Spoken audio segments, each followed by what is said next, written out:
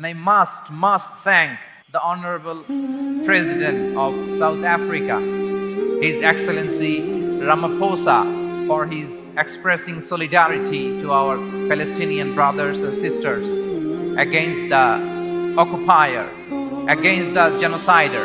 ফিলিস্তিনি ভাই বোনদের সাথে তিনি সংহতি প্রকাশ করেছেন, ঠিক কিনা? From the river to the sea, Palestine will be free.